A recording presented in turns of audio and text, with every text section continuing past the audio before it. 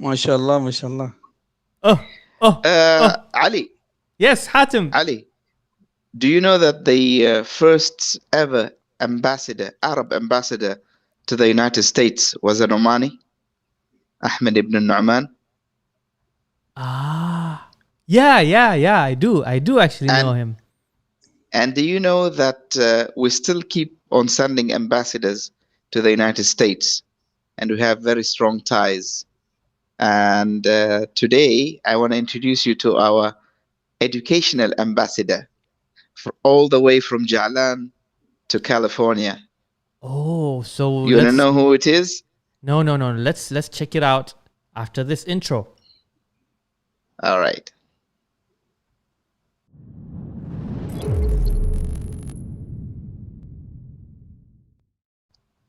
Assalamu alaikum and welcome to Chat Away in Ummati Station. Alaikum salam wa rahmatullahi wa barakatuh. How are you, Brother Ali? I'm doing very well. I hope everything is good. How are you coping with Ramadan? God, alhamdulillah, Ramadan is leaving us, unfortunately. We ask Allah subhanahu wa ta'ala to accept our deeds, fasting and supplications. And also from this podium, I would like to ask Allah subhanahu wa ta'ala to lift the pandemic on all human beings and give them good health and give them back their lives. And also, I would ask Allah subhanahu wa ta'ala to free Al-Masjid Al-Aqsa from the filth of the Zionists. And may Allah subhanahu wa ta'ala give victory to our brothers and sisters who are holding firm in the front line, protecting Al-Masjid Al-Aqsa. I mean, it's really sad that when you see such videos, people are there praying, worshipping Allah, and then suddenly other people jump, one kick them, the other one throws a bomb. Subhanallah. Well, Subhanallah. you know what they say in California, Ali? They say every dog has his day, and the day is gonna come, man. Or let me just say, every pig has a day. I don't know, but I know the Californians, they say every dog has his day. Has his day. So let's see. Every pig has a day. Okay, whatever. So let us, take no further time and introduce our good friend all the way from Jalan to California, Mr. Ahmed Al-MATANI. Assalamu alaikum, Mr. Ahmed. Assalamu alaikum. Wa alaikum salam wa rahmatullahi wa barakatuh. By the way, I'm not in California. I'm in Florida. Oh, Florida. Sorry. Florida. Hatim, you got long way to go, man. They are, like they're almost at the end of the states. California is in the west, and Florida in the far east. Okay. I just got confused because you look like you look like the Mexicans in California, so I thought you're from California. But hold on, Hatim, let me just let us just check. I like the style, man. MashaAllah. Oh, thank so you. you're wearing tie and MashaAllah. MashaAllah. So stylish. Let us introduce Mr. Ahmed I'm properly. learning from you guys. You look also elegant and fashionable. I know. So I'm learning. I'm still in the process of learning. I know. Look at your hat. So the hoodie. Oh, mashallah. MashaAllah. So Mr. Ahmed Al-MATANI is a very good friend of both of us. We know him for many years now. He used to be a lecturer at the Modern College, and now he is in the United States pursuing his further studies, doing his PhD in education, if I'm not mistaken. And the first time I met Mr. Ahmed, I was impressed very much because, mashallah, he was very neat in his ditasha and his traditional turban. And then when he approached me and spoke to me with is it a Californian accent, should I say, or a Florida accent? I don't know, maybe a Jalani kind of accent. Yeah, I think it was a Jalani kind of accent. No, you had an accent, and I was like, really? Is this guy for real? And then you just continued talking to me in English, and you never said a word in Arabic. I think in the um, past 6 to 7 years that I know you, maybe you spoke to me in Arabic in maybe 5% of the time. The majority of the time you spoke to me with that Hatim, when you met him first, Florida accent. where Yes. where did you think he was from? Where did you think he was from? I mean, which part of Oman? Yeah. I I thought he was a Muscat boy, you know, Uh-huh. because Mm, normally the Muscat boys are the ones would talk English all the time and not talk mm, Arabic. So when he spoke to me in English all the time, Uh-huh. and then he introduced himself. He said, "I'm Ahmed Matani and I'm from Jalan." I said, "Get out of here, man. No way, no way, no way." And you know, I asked him. I actually asked him to prove to me that he can speak Arabic because I didn't believe that he speaks Uh, Arabic. and And then I how said, did you he know, how did he sound like?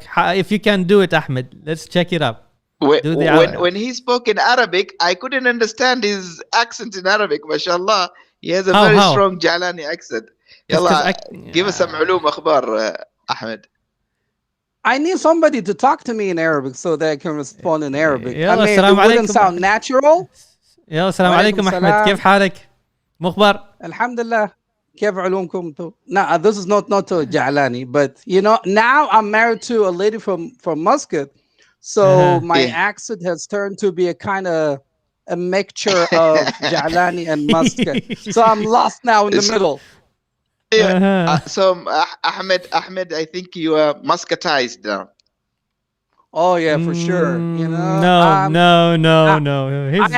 I've been living in Muscat since 1999 when I joined the university, and MashaAllah, you long آه. know, time. and I used to go to Jalan during the weekends and sometimes just whenever there's a holiday, a very long holiday like Eid holiday. مم. Sometimes I would spend my annual leaves in Muscat doing some work or whatever. Yeah. So yeah, I just felt attached to Muscat after moving to Muscat for my school. I mean, my undergraduate school. Now, let me ask مم. you, brother Ahmed. You know, Yeah. normally people, young people who are graduating from high school would be very much interested in engineering or business or medical school or IT. You know, very little people would be interested in English literature. What made you, you know, get into the English department? Well, this is a very funny, sad story. It's funny and sad. I never thought Okay, that I would be an English teacher in my entire life. why is When that? I was in high school, I scored 92.5. In high school. And the year that I graduated, they started accepting female students, in the College of Engineering. So Yes, the percentage of admitting students in the College of Engineering for boys or for males increased to be 93%. So I couldn't join the College of Engineering, the one that I wanted to join at that time, because I wasn't able to score. My percentage was only 92.5. So, and they required 93 as the minimum admission to enter percentage engineering. Yeah, that year. Yeah. So yeah. it was only something that I didn't plan. I was like 100% that I'm joining the College of Engineering because the year before, the lowest percentage was accepted was like 82. So it went from 82% to To 93. 93%. Yes. So I ended up, being in the College of Education, English major, and مم. then, voila, I'm an English teacher. سبحان الله. And MashaAllah. so it wasn't my plan at all.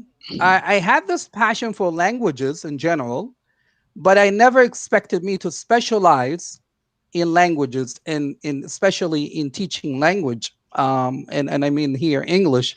So this happened out of my wish, okay?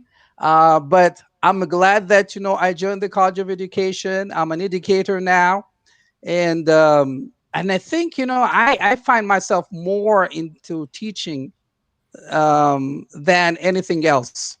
I enjoy, when I go to the class, interact with my students, it's another world. It's another reality for me. So, we plan a lot of things, but Allah subhanahu wa ta'ala has always better plans for us. صحيح And I صحيح. think this has Yeah. been one of the best plans for me. And was teaching your first job, and since then that was your job, or did you have any other job before that? So after graduation from Sultan Qaboos University, I applied for a job in different places. Okay, but I was planning not to join schools because I felt that I'm not the right guy for teaching kids in school. Mhm. So I applied for a job, and then I was accepted in a private college. Should I mention the name, or this is considered to be like a promotion for the Yeah, college? yeah, yeah. It's okay. Yeah, I think No, it's it's fine. Yeah. okay. Okay, It's so okay. yeah, so the modern college accepted me in 2003. I started working for them, and I started, as a mini kind of lecturer because they used to hire people with a master degree. Mhm. And Yes. I don't know if I should share this story, but there was a teacher who was teaching there, okay, and had a lot of issues. She's from Canada, Yeah. and the students were complaining about her. And so then I was asked by the head of the department to uh, Yes. to take her load. Okay, so I was introduced to higher levels. Okay, so they didn't have anybody to take that load, so I ended up teaching in the modern college. Teaching higher levels, and subhanallah, I got a lot of positive feedback. And then, they said, you know what? This is not going to be a temporary job. Should be a permanent job. So I offered immediately a permanent contract after that.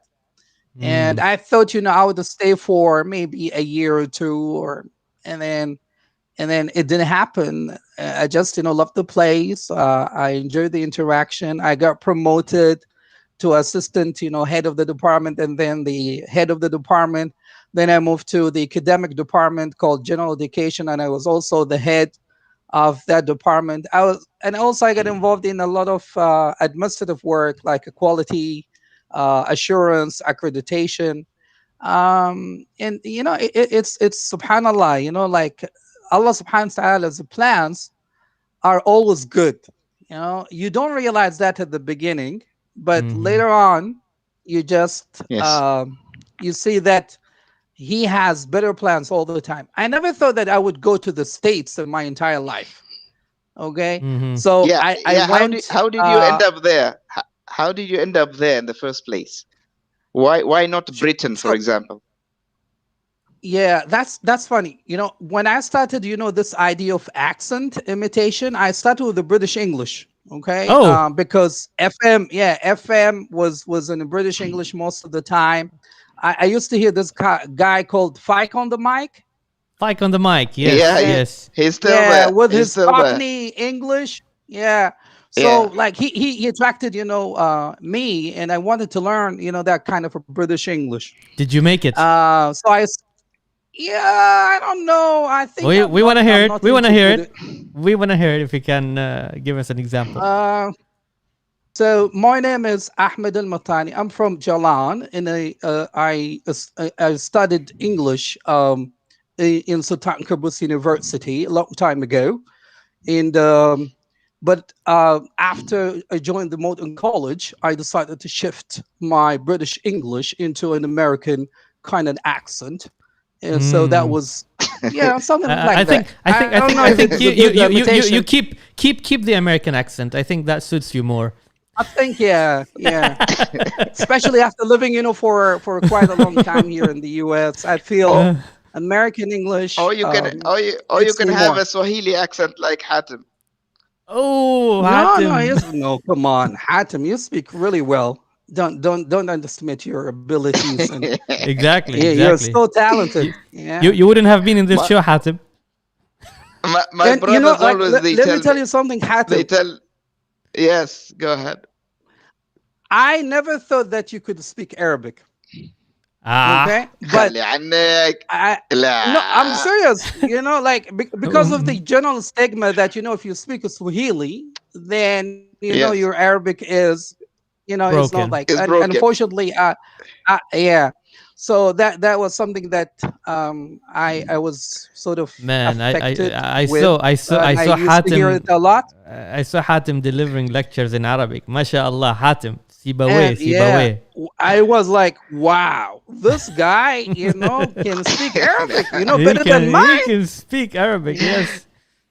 Yeah. That's all So, Google Translate, my friend. That's from the school that he's been no, through. Al Khoda Thanawiya. mashallah, mashallah, and it's like You know, eloquent Arabic, it's you not know, like, I mean, like Jalani let me Arabic. tell you something. Let me tell you something Hmm. about the Arabic, Ahmed. I Hmm. had a phobia of speaking Arabic for so many years, and I Hmm. Subhanallah. conducted talks in English for more than 15 years. And one day, Hmm. one of my good loyal friends came to me and he said, "Why don't you give a lecture in Arabic?" And I said, "No, no, no, no, it's not my cup of tea. I won't be able to do it." He said, "I've Hmm. heard you speak Arabic. Hmm. Mashallah, you speak Arabic very well. What's stopping you from, doing Yeah. public talks in Arabic?" Mm-hmm. And I said, "No, I just refused." So what this friend did, and I remember very clearly, it's like 3 or 4 years ago, it was Hmm. Ramadan. He contacted some of the mosques, the big mosques that conduct Friday prayers, Mm. and he told them that this week I'm going to bring a lecturer after Friday prayers to give a lecture and do a poster. So he took Uh-huh. my picture and he gave it to the mosque, and they did a poster and they distributed to everybody that this Friday Hatim Al is giving a lecture in Arabic. And you didn't And know I about that. was like, I didn't know. And then he showed me the poster. He said, people will be It's already waiting for been you. distributed. Wait, it's done. It's a done deal. Oh Maqlab. man. Do or die. And Wow. that was the first time that I conducted in Arabic. And when I entered the mosque, in Ramadan, after the Uh-huh. Friday prayers, people don't go home. They sit in the Yeah. mosque. So the mosque is actually packed until outside. Uh-huh. So for a first time experience, it's terrifying Uh-huh. with that amount of people sitting in front of you, and then Yeah. you need to lecture in a foreign language that you're not used to. And Alhamdulillah Rabbil Alameen, the moment I got over the hiccup, the first few sentence, and Then you just went I felt fluently. I fell in love with Yeah. Arabic, honestly Mm. speaking. Wallahi, Ahmed, today, if I get the opportunity to do everything in Arabic, I will never do in English. Yeah. Yeah. Subhanallah. So Like for me, sometimes, a lot of, yeah, yeah. sometimes you Subhanallah. have a Yeah, fear of something, but you don't know until you try. True, very true. exactly. We got a message from So, Salim Al Busaidi. Ustad Ahmed, your American accent is on point, mashallah. And also we have Hassan Al Rasbi. Assalamu oh, alaikum wa alaikum assalam. Hassan, Alaykum salam. Allah has oh, better plans for you. You are absolutely right, brother Ahmed. MashaAllah, yeah. MashaAllah. Inshallah, inshallah. So, back to your question, Hatem, about this American journey. So, Yes. I think one of the guys, watching us now, Sheikh Hafid Rawahi. Mm, So, Yes. we used to work in the same college. Okay, like he was a full-time professor in the modern college, but now he comes as a part-time professor. So at that time, he just felt that I might have this kind of potential of leading or supervising the students' council in the modern mm, college. The first student council in the whole country, by the way, was initiated in the modern MashaAllah. college. Okay, mm. so anyway, so he recommended my name to be the guy who's in charge of the student council as a supervisor. And so what we did, we applied for a grant by the American Embassy around 2004, I believe. Yes, or Mm. 2005, if I'm not mistaken, where students from student council could go to the states Yeah. and interact with different schools or universities in America and learn about the different experiences of a student council in the states. So we were successful in getting the grant. So we went to basically two states. Okay, we were in Missouri because our college is affiliated with the University of Missouri St. Louis.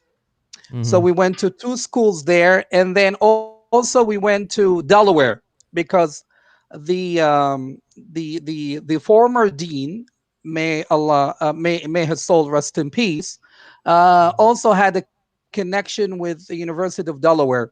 So we went to these two states for the in order to learn about the experience of a student council and so on, so that we can bring some ideas home.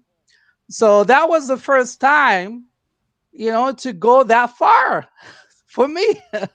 So, Subhanallah.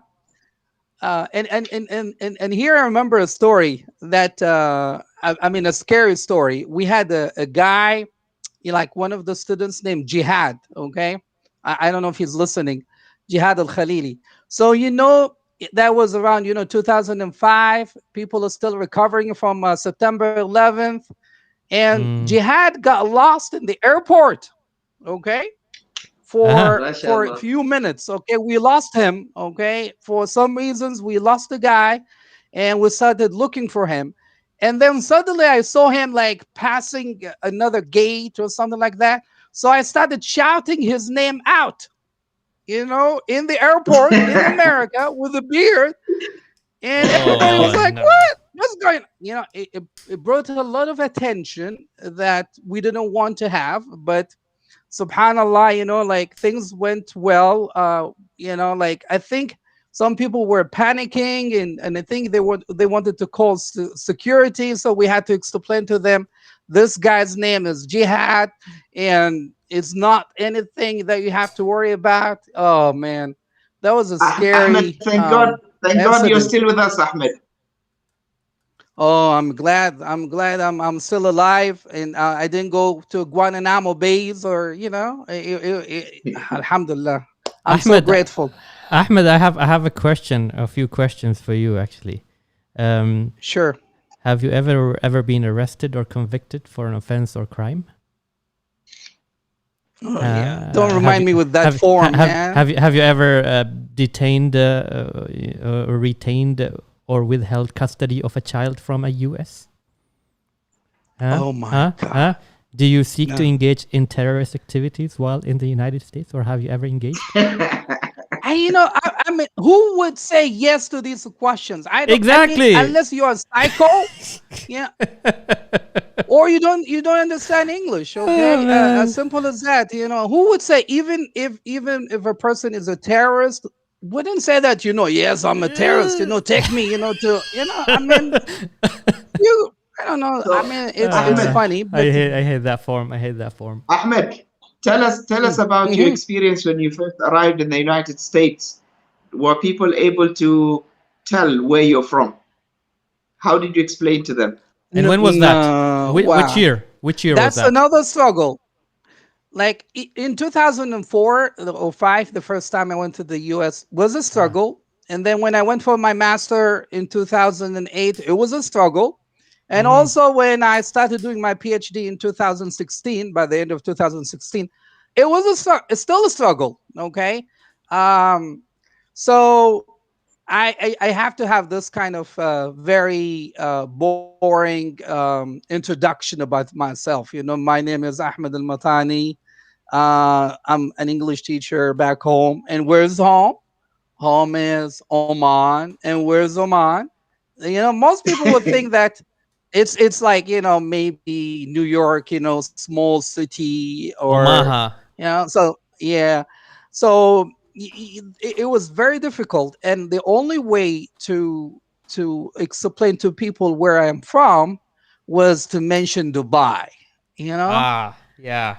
And Yeah. it's funny, and this is like a message for the people who are in charge of promoting the country. Oman has this strong connection with the US, as you mentioned, Hatem. Okay. Like Yes. the first ambassador from the Arab world was an Omani ambassador. The role that Oman plays politically, okay, in the area or in the region is appreciated, and we're still unknown to a lot of countries. And unfortunately, Americans are among a lot of people who don't know much about Oman. So I wish we could propagate more about the country so that people know the significant role Oman has been playing in bringing the world into a peaceful situation, into peace, into harmony, into connecting with each other, and instead of seeing the division Yeah. and the differences among people and humanity in general. So we hope to see more roles in terms of propagating for this beautiful country. So can you give us some examples? What should Oman do for that?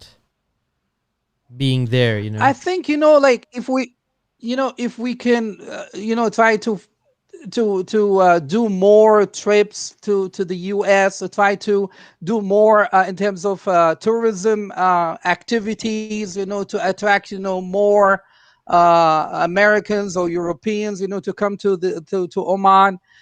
Also, the other thing is that like Omanis, when they tend to go abroad, they tend to shy away from interacting with people and Yeah. telling more about the country. So usually there's this short introduction. I am from Oman, next to Dubai. End of the story. That's it. Okay. Uh, yeah. So and then that's it. And they will start talking about Dubai. They will ask you about Dubai, and instead of shifting the conversation from Dubai, you Uh-huh. should focus you should focus on telling people about Oman. Unfortunately, I've seen this with a lot of people when they are asked about Oman. They would Mhm. just tell them, I'm from Oman, next to Dubai or Yemen or Saudi Arabia. And then they'll say, yeah, Dubai, yeah, but we're not like Dubai. And then, they start talking negatively, unfortunately, without realizing Mm. about Oman. And this is not a good representation or a good way to represent the country. We need to be very proud of who we are, okay, and share our culture, our religion, our religious values, okay, whenever there's a chance. Mm. Um, Subhanallah, maybe I don't know if you had a question of mine about, the idea of propagating, like religion here in the States. Mhm. But I remember, like sometimes I feel guilty of doing this, at the beginning of my experiences in the US. I used to feel that if I speak about my religious identity, then people will start thinking that, negatively about me. And then I had this incident, subhanallah, when I was doing my master. Mhm. And so there was this guy who was coming to the class, a Muslim guy. And the teacher, my American teacher, used to invite people from different religions to introduce Americans to they call them minorities here in America. Mm. So she invited this guy. He's actually from Bangladesh originally, but lived in America for quite a long time. So he gave a presentation about Islam, in the class. And subhanAllah, he immediately identified me. He said, "You're Muslim, yeah?" And I said, "Yes, I'm a Muslim." And Mhm. then that guy was asked to give a talk again in another class, but Mhm. he couldn't make it. Yeah. Okay. So my teacher asked me if I could give the talk instead of that guy. And believe it or not, I was like, oh no, I don't want to do it. Oh, this is going to be scary. I'm not qualified. And all these negative ideas that I started putting in my head. And she said, no, you'll have to do it. This is, Mhm. going to go to your credits for this class. So she pushed me. to talk about something that I should feel more comfortable talking about. And so I gave the talk. It was supposed to be for 25 minutes, and then about, like 10 minutes for the questions.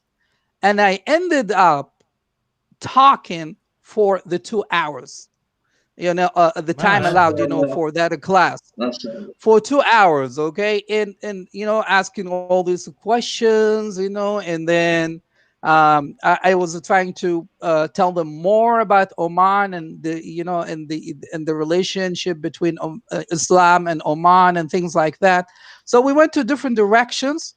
And since then I said, you know what, this is something that I should do, and I should not shy away from it.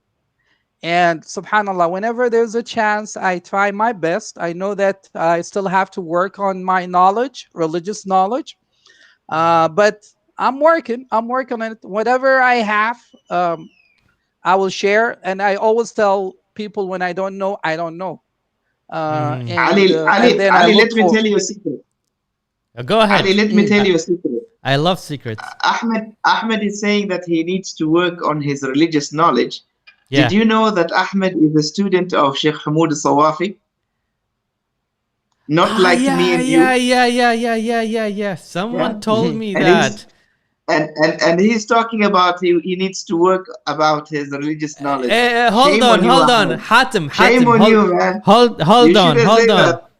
Yesterday, because I was supposed to. I've delivered a lecture today, this morning, and when I met Ahmed for the testing session, he started telling me things like, I'm the scholar here, and he is nothing in front of me, and he's hiding all that.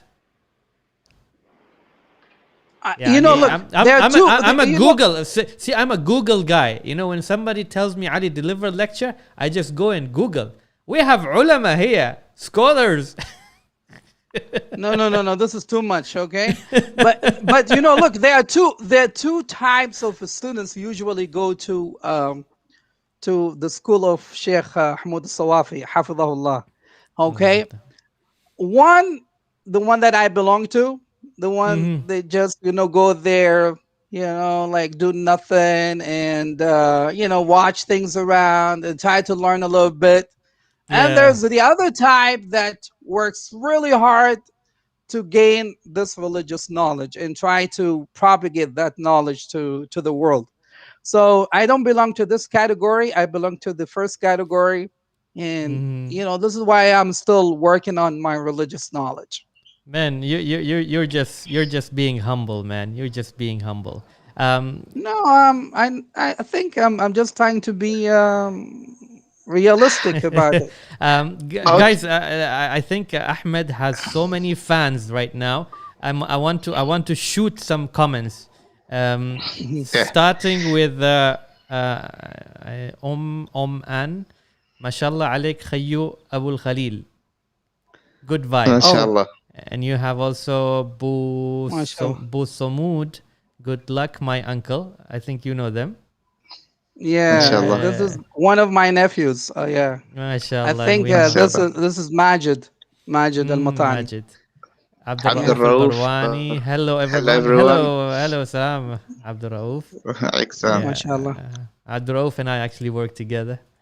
We Mashallah. have Saeed al-Mashayikhi. Mashallah. Ya salam alaik Abu Khalil. Barakallah feek. Nice. Yeah, MashaAllah. he's from Jalan. One of the We're getting one the of the Jalani best vibes now. chemistry teachers. Yeah.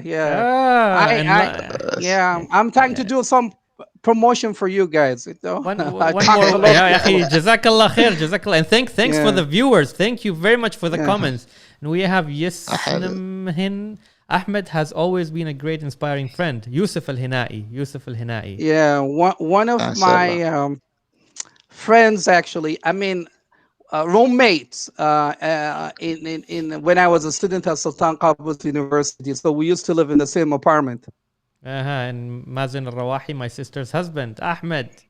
Yay! MashaAllah. Shamek. Mashallah. Shamek. Oh yeah. Shemek. Oh yeah. Wow. Yeah. So yeah. Now, now, Ahmed, when you went the first time to the United States, you were a single man, and Correct. now you are a family man. How did you manage to cope in both situations, as a single man and as a family man? MashaAllah, Al Khalil and Al Hassan, who were born in Florida. MashaAllah, Yeah. MashaAllah. They're all grown up Yeah. MashaAllah. now, and all Yo. in suit and bow tie. Yeah, Stylish. because of me, I guess. Yeah. Like father, like So, son. Yeah. exactly. So, but like, let me share this very kind of funny story. This is why sometimes, I don't trust Hatem in a good sense. Okay. Okay. I He's don't trust Hatim. unpredictable. I don't trust Yeah. Hatim in good or bad sense as well. Yeah. Just kidding. Yeah. Just kidding. Yeah. So once we were on this radio show, Mhm. I don't know if you remember this. Okay. I And remember it he very well. said, so we were preparing for the topic before the show, and then he said, It you was a know what, it was a I'm live going. show. It was a live. Yes, it was It live, was a and it was not like recorded or something that we can cut it or whatever. It was like, live. So, Mm. and so he said, I will declare your singlehood alive today. And I said, come on, you cannot do that. I said, I challenge you. I said, hey, hey, hey, hey, hey, hey, stay away from this, okay? And then he went online, I mean live, and he told everybody that, look, Ahmed al-Matani is single and is available. I'll tell And I I'll said, tell you what I said. I'll tell you what I said. I said, yeah, ladies and gentlemen, I just wanted to inform you that Ahmed here is single, available, and desperate. yeah. And yeah, desperate was like, yeah, that's also Yeah, another adjective I don't like. yeah, yeah, yeah, Yeah, yeah. yeah. So this is why like this is why I told you, Ali. I don't trust S- Hatem sometimes but because he's Ahmed. unpredictable. But Mm. Ahmed, when did you get married? Like right after that The show, right day, that after the show? show. No, it was a complete failure. It was a complete failure. Hatem, come on, I man. didn't I didn't get any Come on, Hatem. attention, Can't whatever. even you can't even market Hatem. What's wrong with you, No, man? no, it was. Okay, But okay. the thing is that I got a lot of calls after the show, Uh huh. and saying, "Yo, oh, Ahmed, okay, we can help you out," Now and, we and, and know. so on. But nobody Uh-huh. helped. Okay, Uh-huh. yeah, nobody helped. But anyway, I mean, I'm happily married now with Alhamdulillah, with the kids. Alhamdulillah. yeah. So Alhamdulillah, everything happens at the right time. So Yeah. I got married a bit late, but I Mm. believe it was the right time. I got married when I was almost Alhamdulillah. 35. Yeah, I'm 41 now. MashaAllah. I mean, I don't. So MashaAllah. I You look younger than that, yeah. no, Yeah. no. You Shabab, can see shabab, the white معلش. hair, Shabab. You're, almost you're everywhere. not you're not as old as Ali Al-Farai. As Hatem. MashaAllah. No, no, you both look great Uh, and young. Young, so, like So tell physically us. and in spirit. Hatem, I think we missed the point now. He is in the USA. What exactly are you doing there right now? Studying, working? Yeah. What's Okay, happening? so back to, if you allow me, I would just want to go back to Hatem's questions about the difference between single life and the marriage Yes. marriage life in the U.S. So yeah, so when I was doing my masters, so I went to Missouri, or they call it Missouri.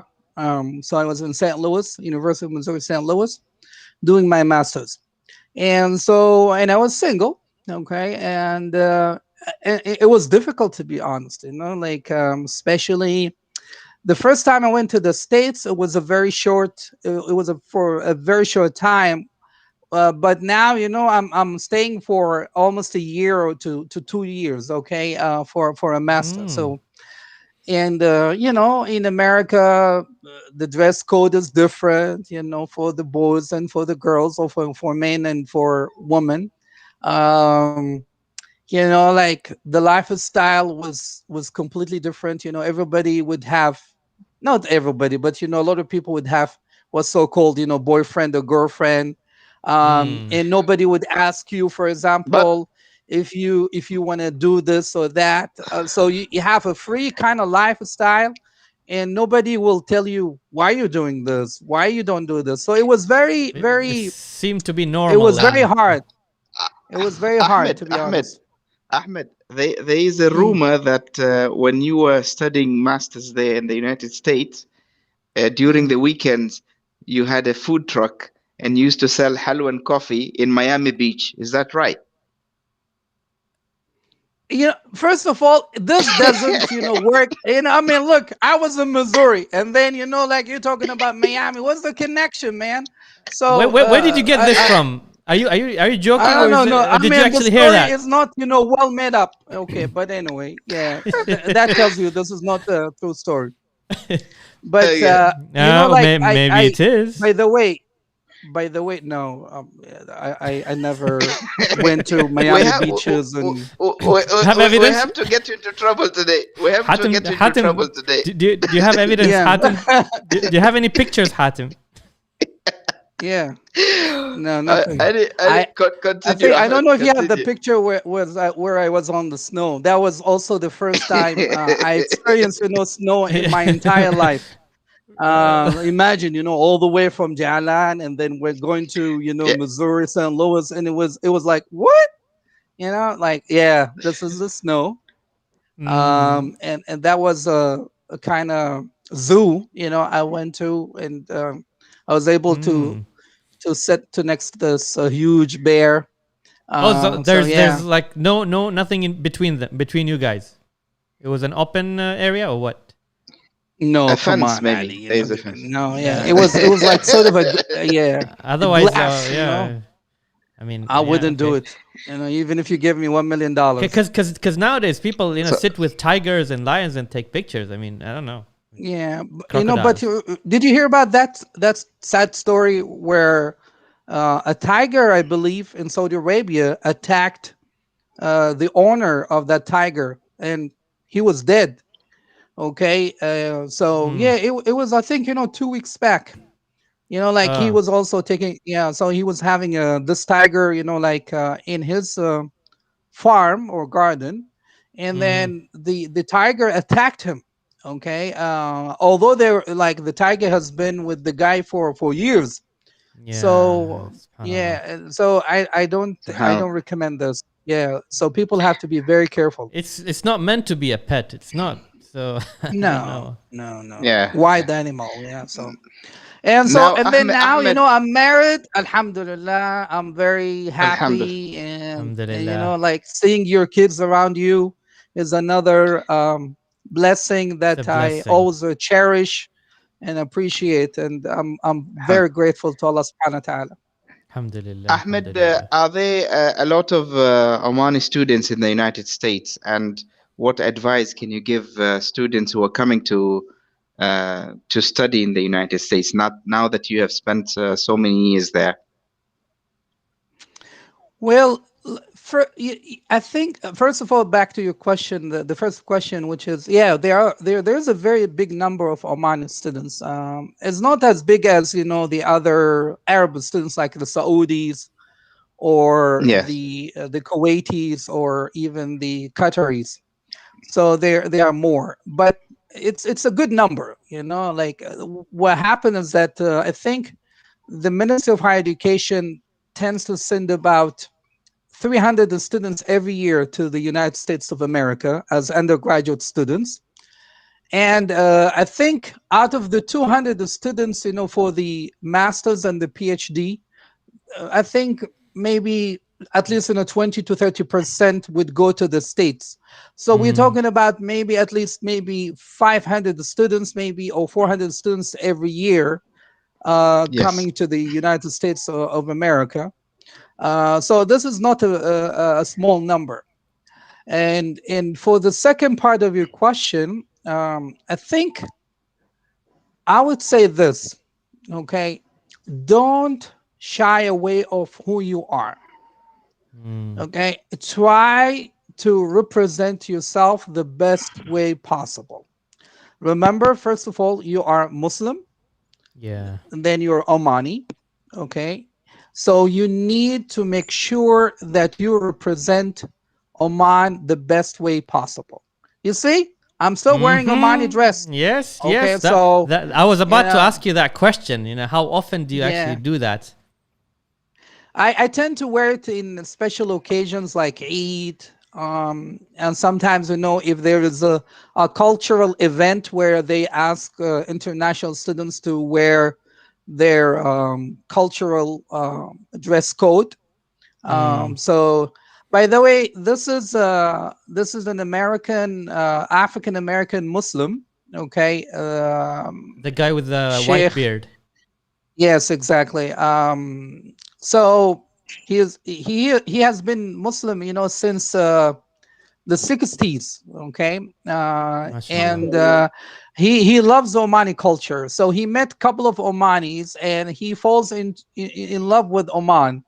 And so I brought him this Omani dish dasha, okay, and Mm. also I brought him a cap, so he tends to wear it during every Eid, so he will come MashaAllah. to the prayer room, or the hall that we tend to rent for Eid, and Mm. wearing this like I've been here now for what 4 years, and Mm. every single Eid he will be wearing this. I think last year we didn't have like a gathering because of COVID-19, Yeah. but this year they are planning to have one gathering for the Muslims. And this is one thing that I could connect your question to, Hatem, that you try to really make sure that you are connected to Muslim community, because that will strengthen your faith, will not make you shaky, because life can be very tempting here in the US, especially you when nobody cares what you do. This is like a free world, like Yeah. nobody would care, if you drink, if you fornicate, or if you have a girlfriend, nobody would care. Okay, Yeah. so it's a free world, and you can do whatever you want. So the best thing that you could do, find a Muslim connection or community, try to interact with them. Like here, I tend to go to a Sunday school. I try to help sometimes, with teaching. Mm-hmm. Sometimes, I there like there are a lot of Muslims who are Muslim reverts. Okay, that need some kind of help. So sometimes what we do after Fajr prayer, we would sit and then try to discuss some of the issues that we face as Muslims. And you'll be fascinated by the questions asked by these new reverts, okay, to Islam. And because they wanted to know more, they are very excited, they are very eager to know about this beautiful religion. And had to remember once, you interviewed this lady from Kenya, the one who used to be a flight attendee. Okay, Yes. Yeah. and like, when I always remember her, like, because what she said was very, very profound and touching. She said, if I didn't get to be a Muslim, okay, I wouldn't forgive any Muslim that I met in my entire life, Mm-hmm. because that though so there were so many Muslims that I met in my life who did not introduce me to Islam. And this adds the responsibility to like, we need to have this responsibility when we go abroad. At least if you don't do da'wah directly, try to be in your best shape as a Muslim. Okay, don't try to shy away from your identity. Don't try to change, because you don't want people to have a negative idea about who you are. True.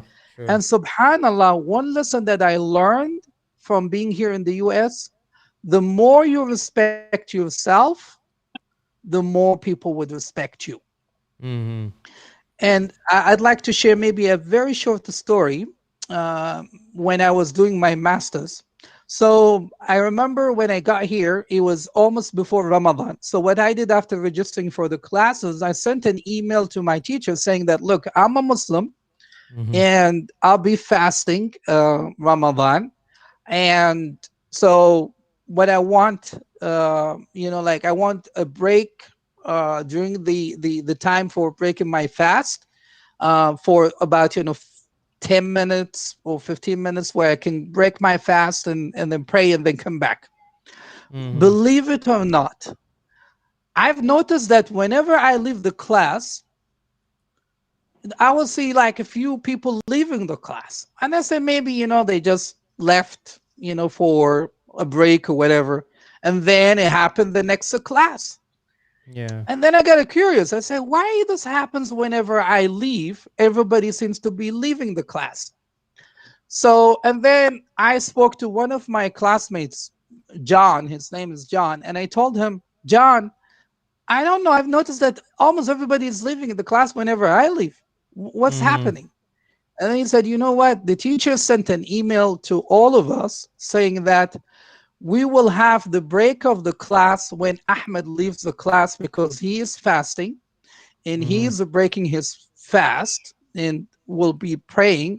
So instead of having the break earlier or later or whatever, we're going to have the break whenever he leaves so that he MashaAllah. doesn't mess anything. MashaAllah. And Beautiful. this is a clear message that we should not shy away from our religious identity. If we don't want to get to the next level or the highest level of calling, Mm-hmm. for or making da'wah directly, at least try to maintain that identity as much as you can.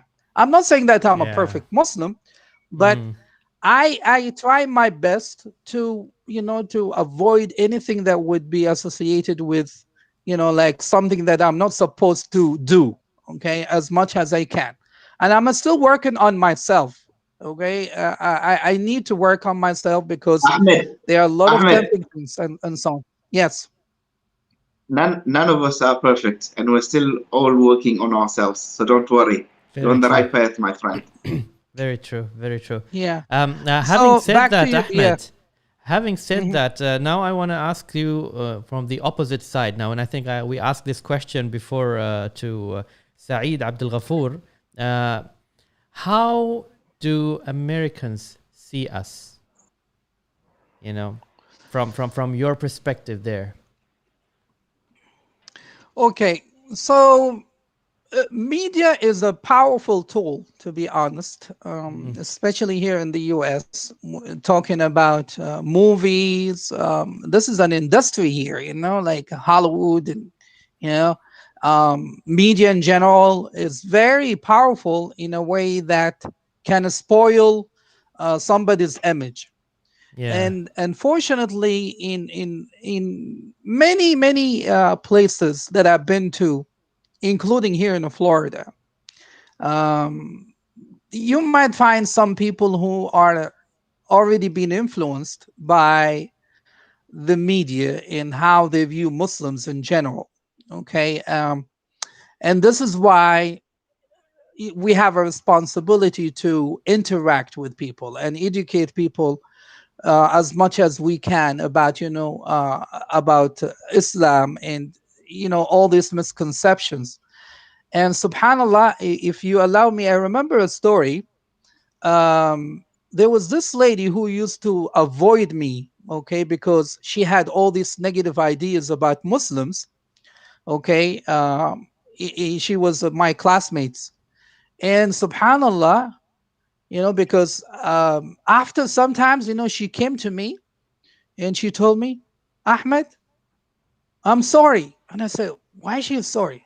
He said, I judged you, okay, based on what I learned from the media. But Mm. the more I interact with you, the more I talk to you, the more I learn about your beautiful religion. Okay, so sometimes we should not shy away from telling people who we are. I want to emphasize this more and more. So yes, it is not a very beautiful image most of the time, but I think we need to have a lot of work done in this regard.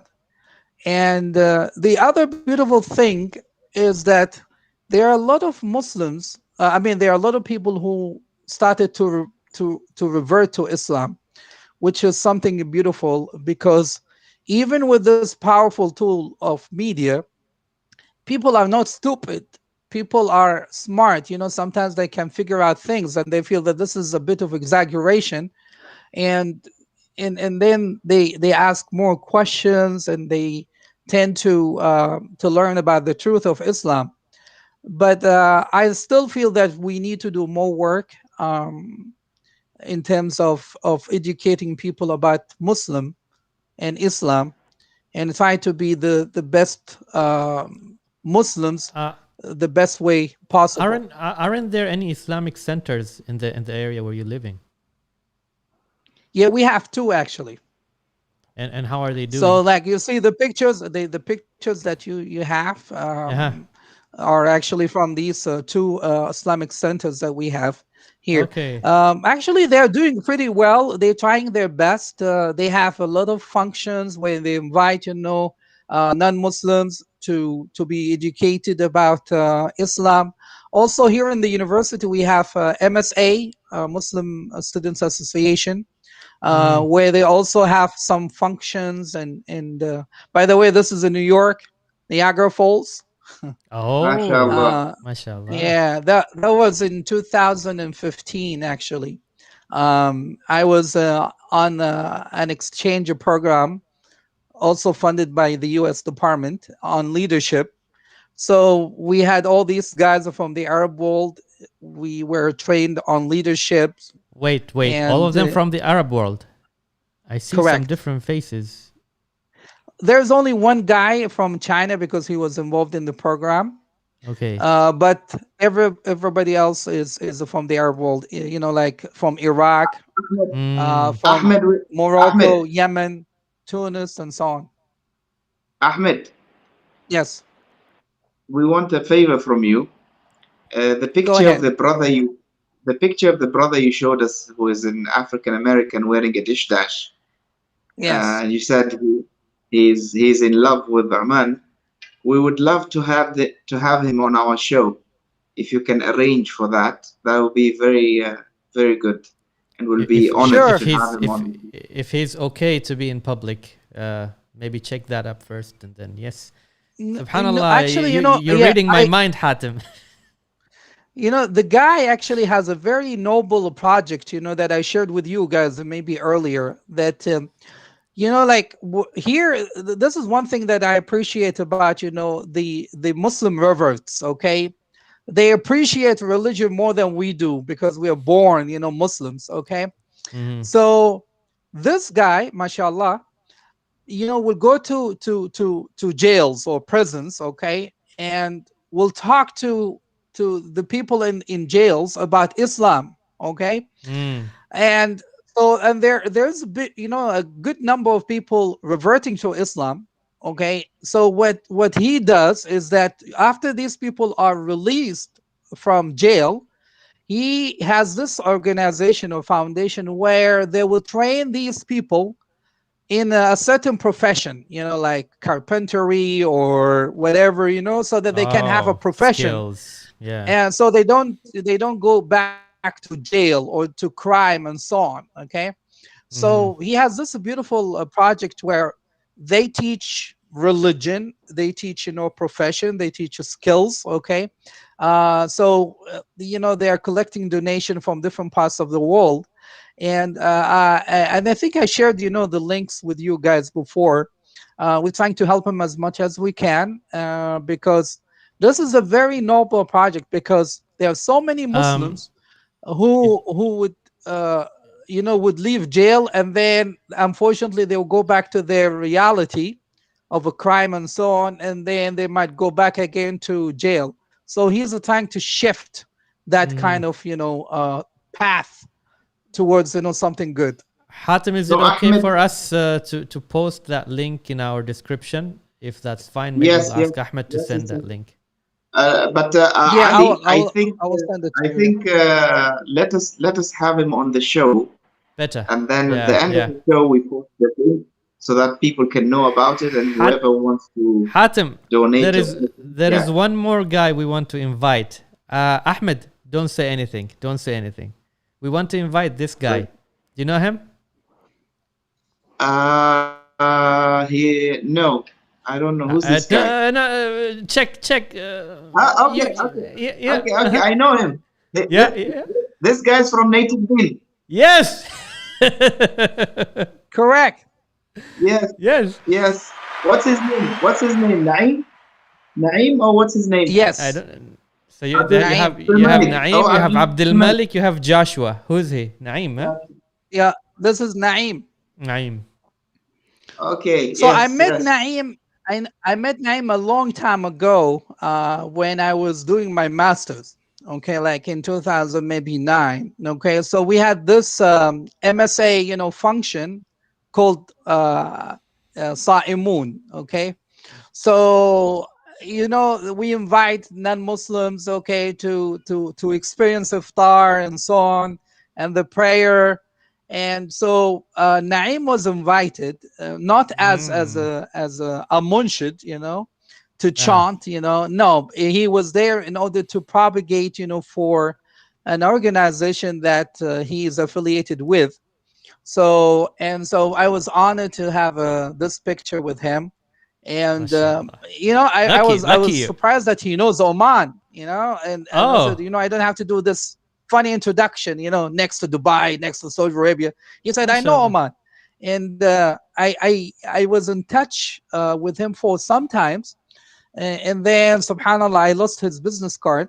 But after talking to Ali, I emailed them. Actually, I found their website, and I told them that I want you to be connected to.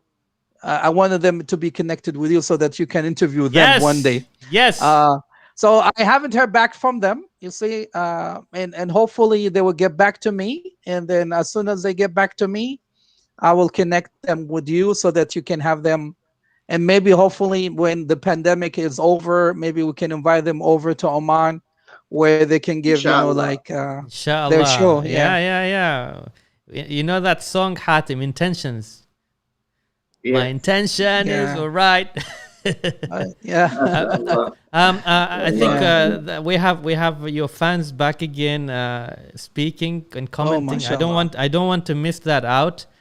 سعيد المشاخص يا مرحبا استاذ احمد، اخبارك؟ تحياتي لك. ابو الخليل منور عبر اللاين او اونلاين. حبينا نسلم عليك ونشجعك اليوم. فاطر مع الاهل. I don't know استاذ المحبول. المحيول. This is where I'm from. المحيول. This is my village. My village. Yes, Al-Mahyul. Yeah. Okay. This is like a village in in Ja'lan, where I'm from. So it's the capital area of Ja'lan. Okay. So I'm from the capital, man. A capital man. Hey, Jalan City. Ja'lan City. Oh, and this is and this is actually Saeed Mashakhi is my brother-in-law. Aha. Mashallah. Yeah. So You're doing a good marketing. Yeah. So I think, and this Ali, I think today we got the attention of all the Ja'lanis today. Oh yeah. I think yeah. Alhamdulillah. Yeah. Who's this? So yeah, this is a guy from Iraq, Abbas. I met him in 2015 in that leadership program. So it's a very nice guy. He started his PhD before I did, so he finished, and I think he's back to Iraq now. Okay. MashaAllah. Yeah. And then you have this. And this is me. We as a PhD student, you tend to have a lot of research seminars where you share your research. So this poster or this presentation was about the role of mosque in teaching Arabic in the United States of America. And I took Florida, Gainesville, the place that I live in, as a case study. So I looked into the Sunday school program here, in Florida, and how they try to propagate Arabic among Muslims so that Mm, they can learn, how to recite Quran and also how mashallah. to read, basic Arabic. So there are a group of Muslim friends here doing great job, in teaching Arabic and teaching religion.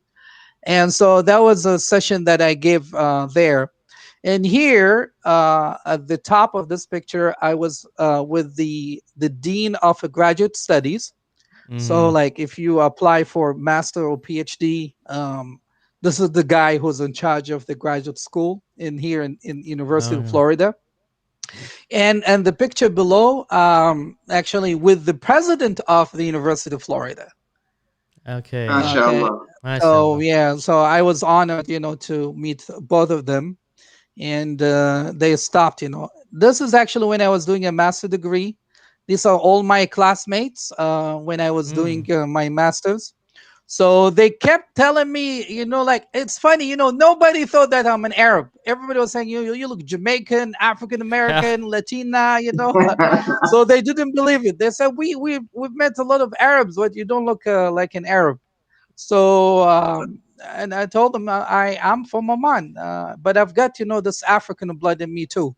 So, but they said, you don't look like an Arab most of the time. So they think Ahmed, Ah, either I'm Ahmed, Jamaican. Ahmed, Ahmed, if you don't mind me asking, what is Yeah. your PhD thesis? What is your research Okay. on? wow. So I'm interested in learning about the Western education experiences on Omani academics after they return to Oman. Okay, so I'm trying to explore what kind of identity they tend to embrace after they go to Oman. Because there's a theory saying that usually returnees, when they go back, either they are rebels, they want to change everything, they want to bring the Western model as it is, and they want to implement it the way it is. There is another type called passive, which means they only looking for the degree. Okay, they wanted to have the DR before their names, and after they finish the school, they press the delete button, and everything is completed. Everything is deleted, and then you've got the group in the middle. They call them resocialized, returnee, where they tend to study the situation. If there is a push for change, I will do it. If there isn't, I'll just relax and don't bother myself. Don't trouble the trouble till the troubles you. Okay. And there is the most important, like category, which is the proactive. Those who try to bridge between the good practices that learned from the West that suits the local culture, and try to see whatever they filter things. Okay, they don't take everything the way they are. They try to see, for example, what is suitable for the Omani culture, and then they try to introduce all these changes gradually, the right time, with the right methodology, okay, and at the right time. So that's like sort of my thesis is all about, trying to see, like, because there's this kind of tendency among a lot of people who are educated in the West that everything in the West is perfect. Okay, maybe perfect in their own context, but not necessarily in other contexts. Yeah. So I'm trying to push for that kind of thinking, that yes, they are more developed, they are more advanced, and so on, but not everything could work in the Omani context. Okay, excellent. MashaAllah. Ahmed, I know. I'm curious to know about the Gators. The logo behind you. It's something to do with the university. Let me just. Correct. So Okay, here is it. If you yeah, can here you go. describe You that, see. tell us about it. So I'm in the University of Florida, and University of Florida is one of the best universities in the east south of America, and they've got gator, okay, or alligator Mm. as their logo because there are so many alligators around here. And I know Ali, you're curious to know what is the difference between alligators and And crocodiles. crocodiles.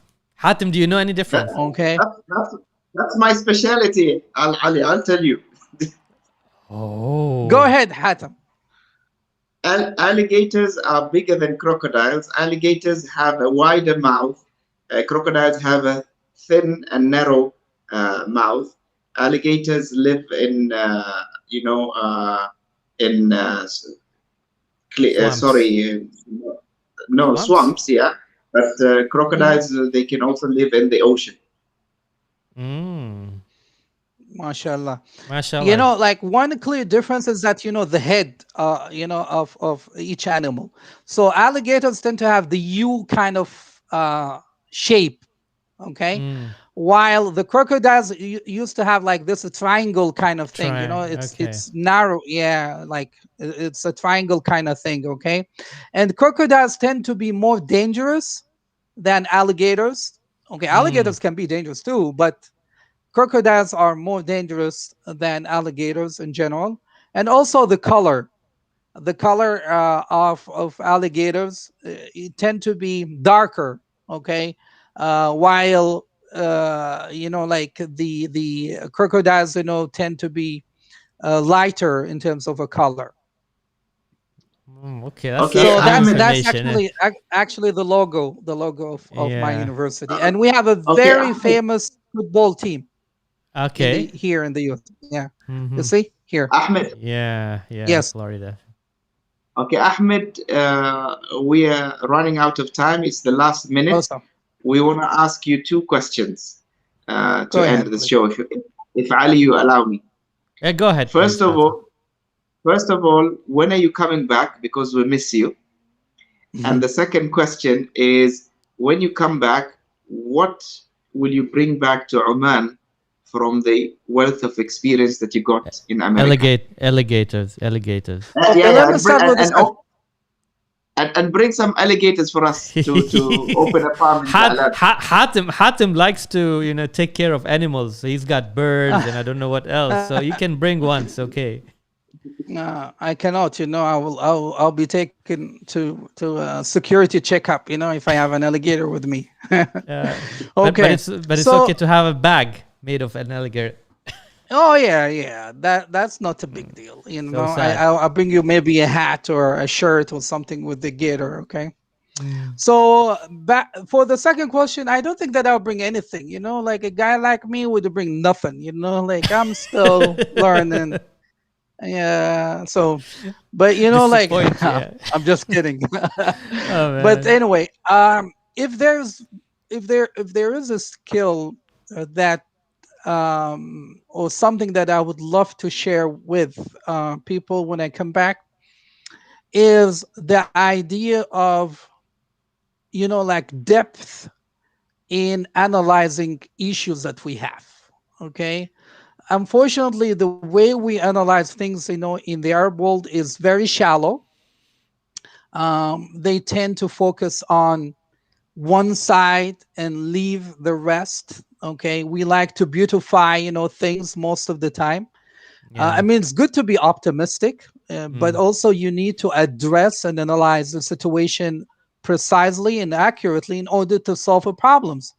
And it's sad, to see that Oman has been ranked at the bottom of the ladder in terms of education. In a very recent study, they ranked Oman as among the countries that are still struggling with education. Okay, compared to a lot of poor countries that they don't have a lot of resources. And when Alhamdulillah, we are not in a very bad situation like like so many countries like in the world. So because we tend to don't focus on the core of the problem. Okay, we tend to look at the good things that we have and forget about the main problems that we are facing. I mean, to admit that we have a problem is a first step. And I Mm. think this is one thing that I have been introduced here a lot, is that okay, everything is okay, could be beautiful and so on, and this is good. Okay, you need to give a credit for yourself when there's something good, but at the same time, you need to address the problems that you have so that you can solve them.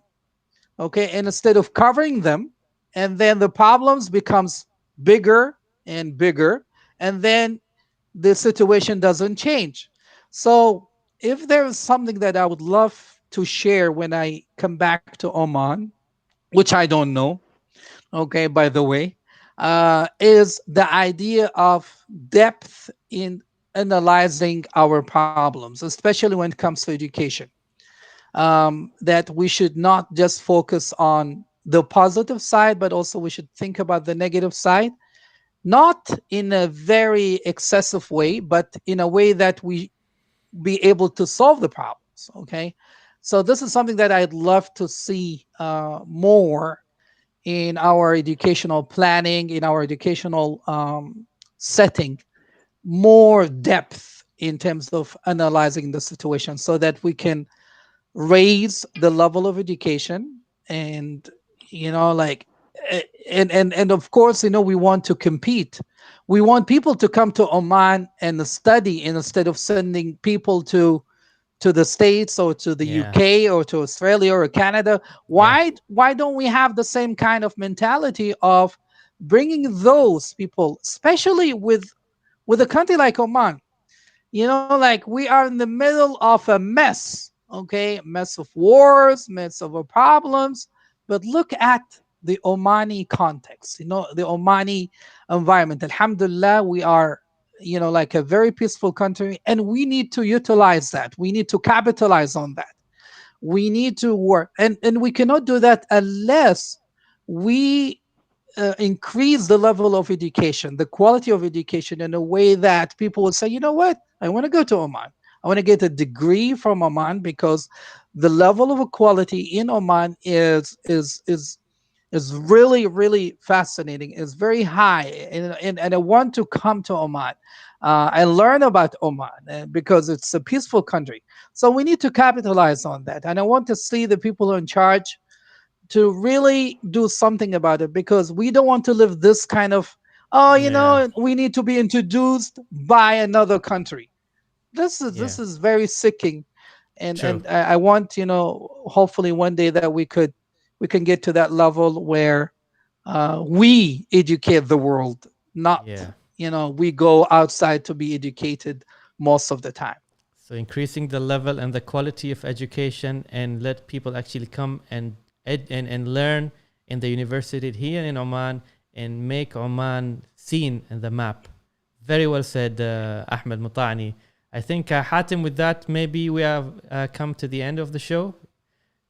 Yes, we Or come to the end of the show. We want to thank Brother Ahmed Al-Matani all the way from Florida. And, for all the people out there, I personally want to thank Brother Ahmed Al-Matani because he has always been a supporter and always joined my radio shows throughout the past years. And I hope one day when he comes back, we could continue that effort to do more radio shows together. I wish you all the best, my dear friend, and hope to see you graduate soon, inshallah, and make a inshallah. difference in this world. And I would also like to add to Does what that, you just said, Hatim, that thank you, Ahmed, for always being there watching Chat Away. Didn't you notice that? Alhamdulillah, Mhm. from Yeah, the from day one, I believe, and mashallah, he continued being one of our viewers and maybe one of the top viewers, I would loyal say. viewers. Loyal, and he comments yeah. and all that. So jazakallah khair. Thanks for that too. Jazakumullah khair. I'm very honored and grateful for the opportunity. I've been knowing you guys for quite a long time now, and every day, every time we meet and we talk, I learn so much from you. May Allah reward you for the beautiful work that you're doing, and Ameen. And hopefully, we'll see you soon in Oman. And Ameen ya Rabbal Inshallah. Alamin. Take care. Inshallah, inshallah. Salam to Al Take Khalil and Assalamu Al alaikum. Hassan. Inshallah. Well, I Inshallah. will. حياك inshallah. الله. You Take care take of care. yourself. You too. Salama. والسلامة. والسلامة. Assalam. Hatim. هلا. يا أخي, we're coming to the end of Ramadan, and I think this is going to be the last episode in Ramadan. Doesn't that make Yes. you feel a bit sad? Well, it makes me sad, but I'm sure that inshallah after Eid we'll come back stronger and better and refreshed. Inshallah, we need a break. We need a break, and we're going to take, I believe, 2 weeks break, and hopefully coming back on the 29th. So we're not going to be there next week, not on the 15th, not on the 22nd, but inshallah, may Allah will, if Allah wills, on the 29th with another guest, and we will surprise you with our guests, inshallah. If not guests, we can be there, myself and Hatim. So, Inshallah. Take care of yourself, Ali, and see you after Eid. Eid Mubarak in advance, and don't forget us in your prayers. inshallah, Eid Mubarak to you and all our viewers as well, and please keep praying for us, especially in the last days of Ramadan. And also, do not forget to like and share this episode. And if you have not subscribed, so please do subscribe and hit that indication button so you can get all the notifications from Ummati Station. Assalamu alaikum. Salam. Wa Hayyakallah. alaikum assalam.